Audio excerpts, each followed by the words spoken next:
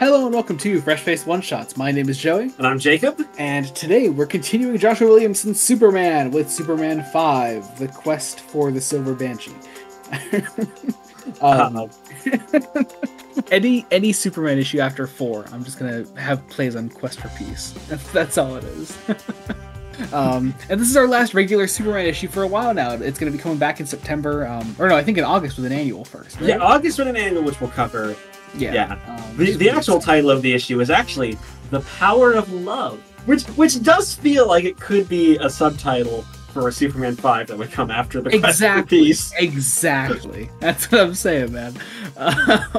But yeah, I think we both agreed this was like the best issue of the run so far. Like it's really damn good. Somehow Williamson just keeps outdoing himself. This hit like every beat I was like slightly worried wouldn't be hit somehow. And it hits it really, really well. Like, okay, these issues are standard comic book length. Outside of the first one, which was extended to like I think 30, 35 pages, maybe. It's not that much longer than every issue.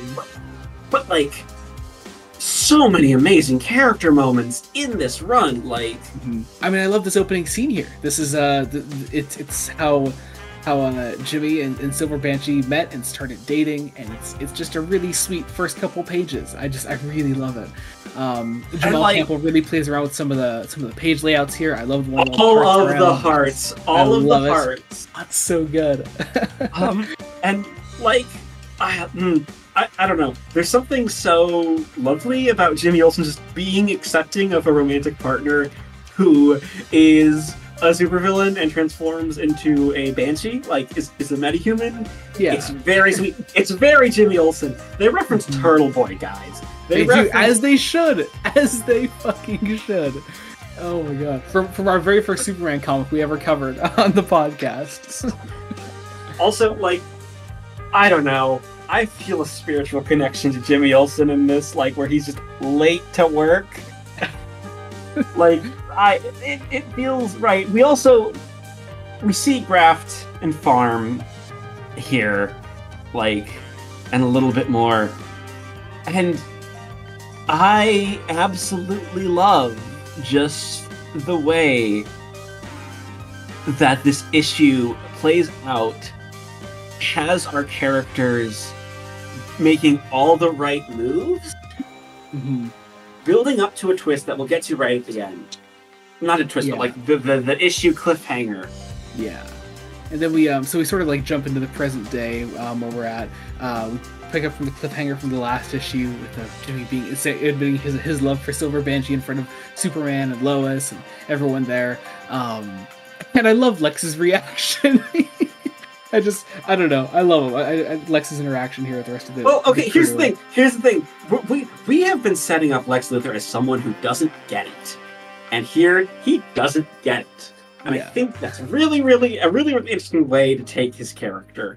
Because, like, we had the past issues where he was trying to be a superhero for not the right reasons. And he kind of failed at that. And it's these little moments like these that I think make him really, really work. Also, okay, once again, Jamal Campbell on art. Like, I know you said it, but, like, the action is great. It's very fast-paced. I love the use of very small panels to add up to something big. Like, that is a thing, like, that Campbell seems to do really, really well. I love that Silver Banshee here we also see isn't just, like, fully controlled by Grafton Farm. Like, there's still, like, some resentment here, like she's still fighting back against them. She's just trying to steer clear of Superman at this point. It's very much implied that like she's not in control of her screens, but she's in control of almost herself in a way, which is very interesting. Like, she doesn't want to hurt Jimmy, she doesn't want to hurt Superman, she doesn't want to hurt anyone. She just doesn't want to see the people she loves be hurt or killed. Yeah. We then finally see Supercorp again after a couple issues. Yes. Mercy and the gang. Their exchange of "I love yous" is adorably awkward. Like, it's great. And then you have Supercorp coming in, and we have Mercy Graves again, We see that like Supercorp has like built all these weapons that are specifically made to like take out various Superman enemies.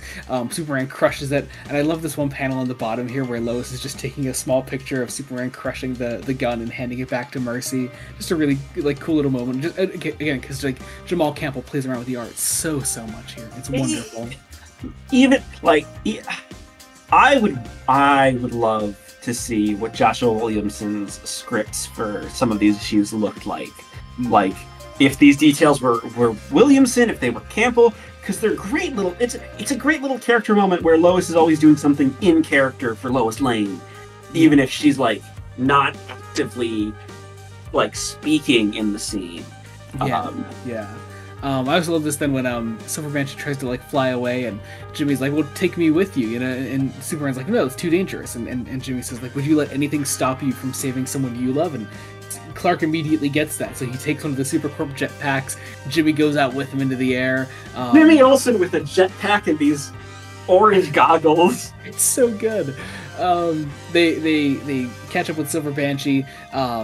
And what we get her to do is that Superman tells her like to scream as loud as she can to break free from all this, and it also damages Superman's hearing, importantly, which is something that's followed up on later in the issue. And by that I mean like the very next page, pretty much. Yeah, and because we find out like they don't want her to kill him, which is kind of ominous, but okay. And we then. The rest of this issue is then basically really strong character beats.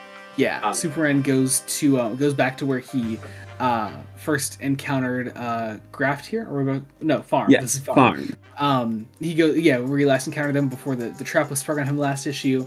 So we get this interesting little conversation between the two of them, and Farm tells Superman that Lex is planning something called Project Chained, or at least was planning something called Project Chained, and that's all Farm leaves him with. Is he just leaves Superman with that information, and then he there's a little interesting. It's described as a skeleton in the closet, so it's something obviously bad.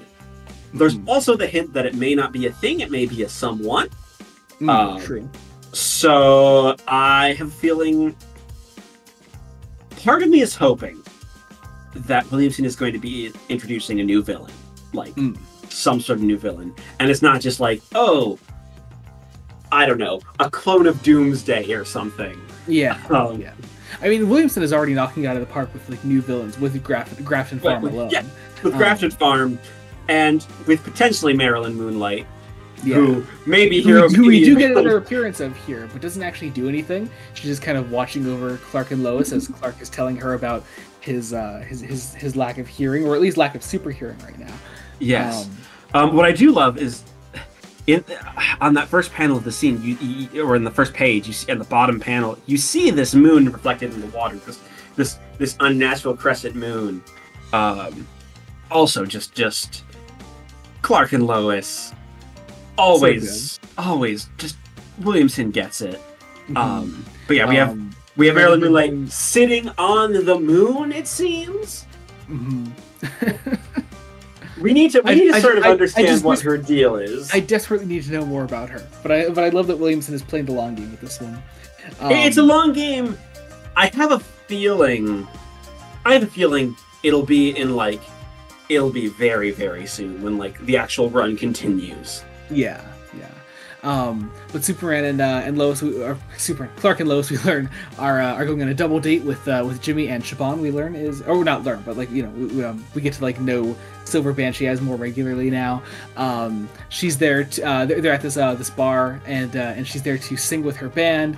They are the Banshees of Metropolis. And she begins singing about bow ties because Jimmy Olsen wears bow ties, and it's such a sweet little moment. I love it. And again, speaking of just little moments that I love, Clark is talking to Lois then afterwards about how just he can hear the music, but he can't hear anything or anyone outside the room. He can't hear the entire world.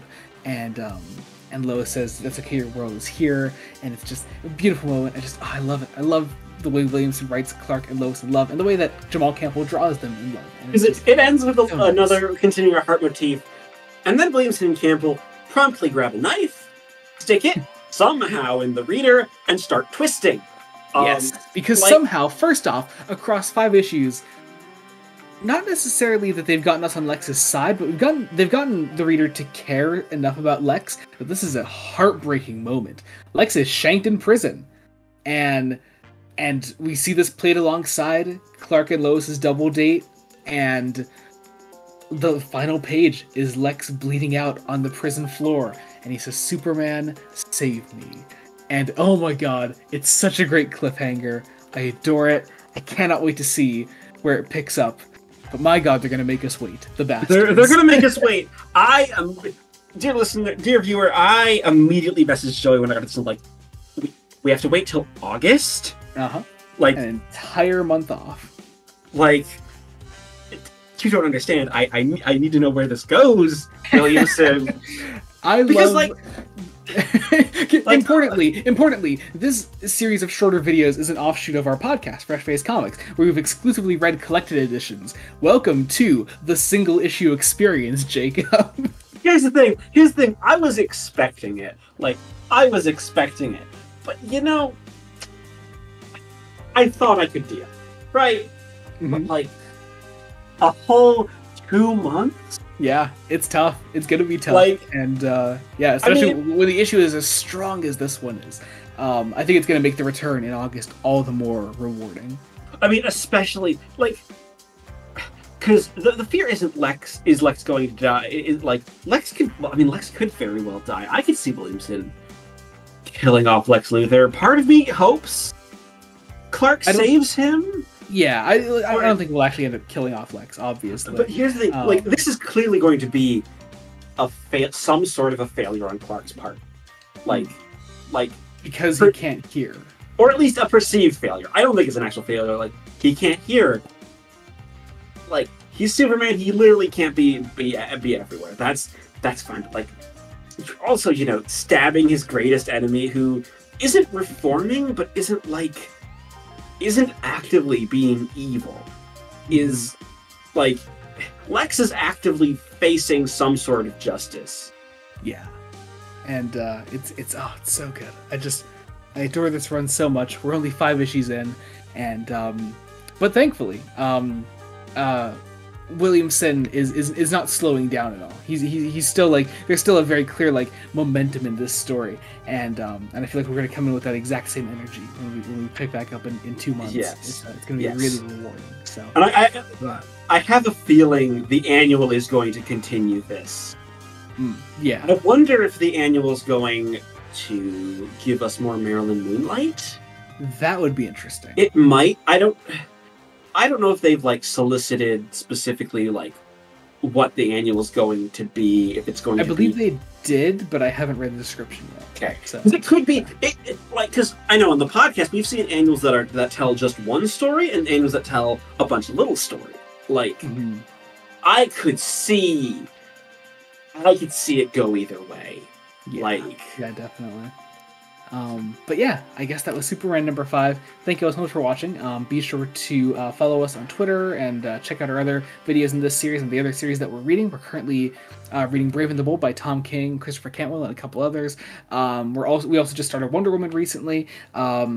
And that won't actually be picking up again until September once Night Terrors is done, but it was the start of the Tom King stuff. We had a little framing device story as well as the end of the Becky Cloonan and Michael W. Conrad stuff, which is very nice. So be sure to check those out. Be sure to subscribe to the channel. Check out our other videos. Be sure to check out the podcast, Star Trek, things like that. So next week we should be releasing the second Batman Brave and the Bold one-shot. Yeah, that comes out next week. Yep. Do we want to announce what we're going to be doing special with one-shots? Yeah, absolutely. So, what a great time to be reading 3 DC series at the same time when 2 out of the 3 are stopping for the next 2 months. Okay. Superman's picking up back in August, but Superman, pretty much everything is being halted the second that we really get going with this series of videos. So it's being cut off by a special summer event for DC called Night Terrors, which is a horror-based event written by Joshua Williamson, and we are going to be covering a little bit of it. Not the whole thing, obviously, because it's going to be a lot. We're covering the main 6 issues, which is the opening and closing one-shots, as well as the 4-part miniseries in between. And we're going to be covering, because Jacob cannot get enough of Joshua Williamson's Superman, the 2 Superman tie-ins that are coming out between July and August. So Yes. yeah, those are coming out. It's going to be a pretty busy 2 months for Fresh Face One Shot, but I'm pretty excited about it because it's your first live event trying to be read that you'll be reading through, and I'm really excited about that. I can't wait to see what you make of it, to see what you make of a comic event as it comes out. Well, as it all. As you find out the story piece by piece instead of just it's also an event, like Horror in Dreams. As someone who's a big fan of Neil Gaiman's Sandman, excites me. Excites me quite a bit. Yeah, should be very so exciting. Join us for that. Yeah, be sure to check those out when they come out. They'll be starting. The first issue comes out on July 4th, so check those out. Yeah, we'll have the video. Usually with these one shots, we have them out like 2-3 days after the issues come out. That's how it's been. That's just how it's been for the most part. So hopefully we can keep that up throughout this event. Be sure to join us through all that. And I guess that about does it. So yeah, thank you all so much for watching. Until next time, this has been Joey Morgan and Jacob Licklider. Goodbye. Goodbye.